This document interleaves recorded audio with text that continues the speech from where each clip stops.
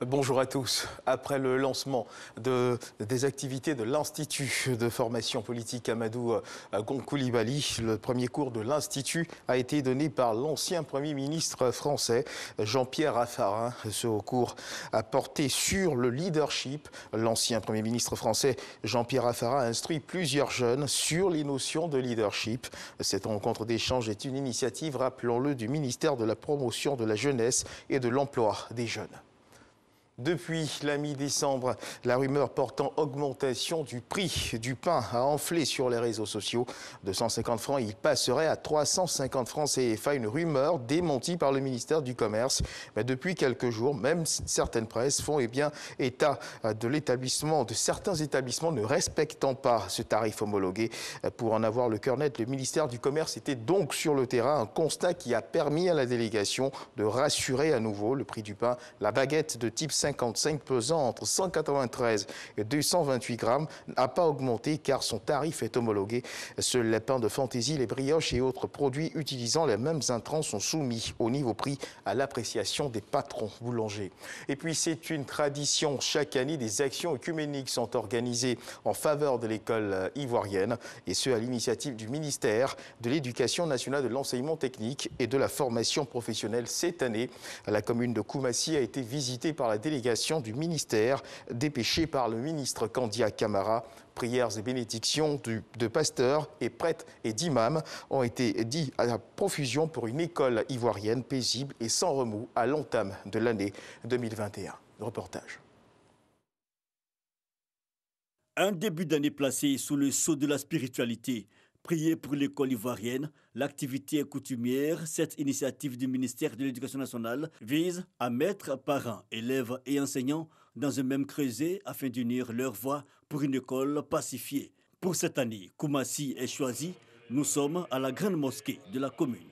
Aujourd'hui, nous sommes là pour prendre l'engagement, pour parler de paix dans nos classes, dans nos écoles, pour ne pas qu'il y ait de violence. Ce sont les élèves qui font près du quart de la population de la Côte d'Ivoire.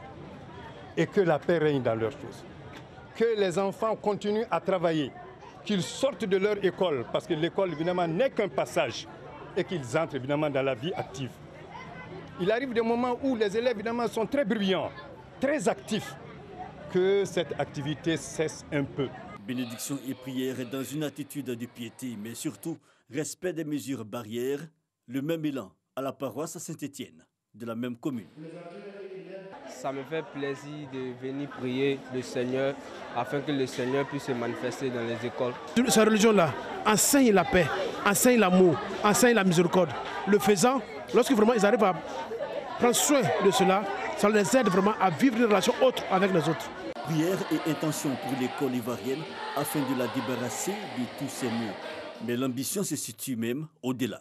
Au-delà de la prière, il y a une éducation que l'on trouve dans les mosquées, dans les églises et dans les lieux de culte.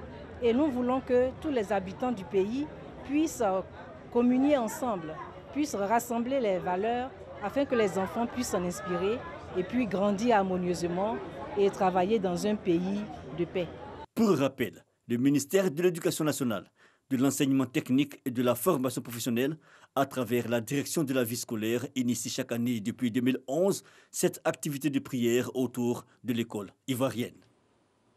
Un reportage de Franck Kouadiopu dans l'actualité internationale au Mali.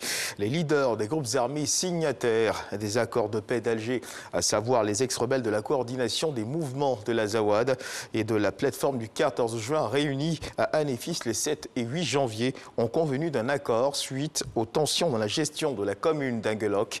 Par ce geste et suite à une rencontre de 2 jours, les anciens rivaux s'engagent à mutualiser leurs efforts, leurs forces, en créant un poste mixte dans la commune d'Angueloc et à établir une gestion commune de cette ville du nord du Mali.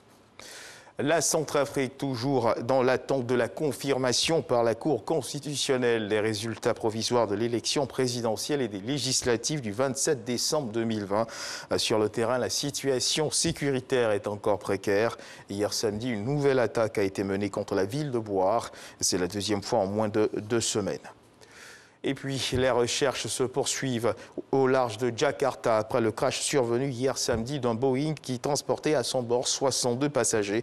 Des débris ont été retrouvés au large de la capitale indonésienne Jakarta. L'avion de la compagnie indonésienne Sriwijaya Air reliant Jakarta à Pontianak sur la partie indonésienne de l'île de Bornéo a perdu le contact avec les contrôleurs aériens. Peu après 7h40, après quelques minutes après le décollage, aucun détail n'a été donné à ce stade sur les causes possibles de l'accident par les autorités. Et puis dans le cadre du Dimanche Magazine de ce jour, nous recevrons Abou Bamba, secrétaire exécutif ONU Environnement. Avec lui, nous parlerons des aires marines protégées en Côte d'Ivoire. C'est la fin de ce flash d'information. Je vous retrouve à 13h pour le journal.